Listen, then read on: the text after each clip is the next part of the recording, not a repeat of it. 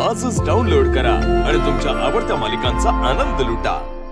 लाज वाटली पाहिजे तुला, लाज।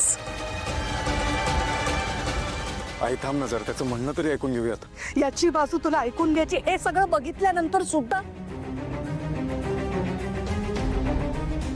कमाल आहे, खरंच कमाल आहे। तुला काहीच नाही वाटलं का रे?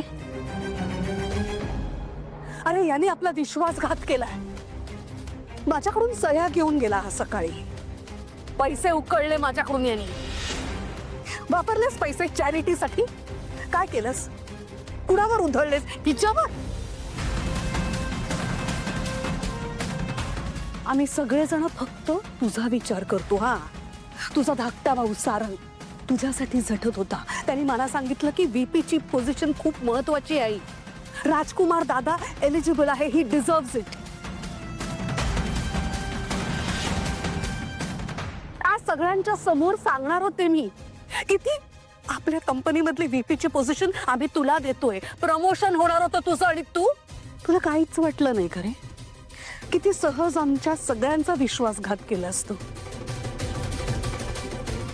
आमच्या भावनांशी खेळलायस, कळतंय ना तुला? दादा, खरं आहे सगळं?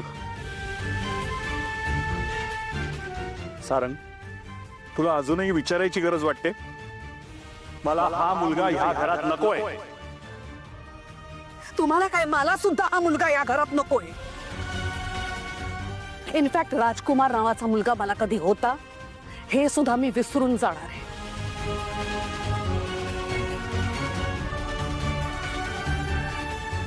आजपासून अमृता माझी लेक आहे। बघ अमृता, हा तुझा नवरा, देवासारखी पूजत होतीस त्याला, आणि यांनी काय केलं? तुझा सुद्धा विश्वासघातच केला ना यांनी। बस, खूप झाला आता। दादा, अरे काय आहे? कपरे, त्या व्हिडिओ मध्ये जो माणूस आहे ना, तो मीच आहे। हो, मी नीच आहे, चुकीचा आहे। या माझ्या परिस्थितीला कारणीभूत कोण आहे माहिती आहे? तुम्ही लोक, तुम्ही सगळे। काय?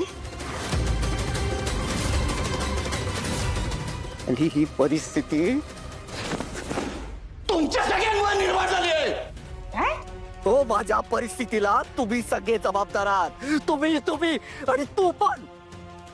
तुम्ही मला घराच्या बाहेर काढणार, तुम्हाला मुलगाच मानत आहे, कधी मानलायस ग? तुझं फक्त सारंग सारंग सारंग। आई, मी कुठे? मी इथेच उभा आहे, तुमच्या सगळ्यांकडे बघत।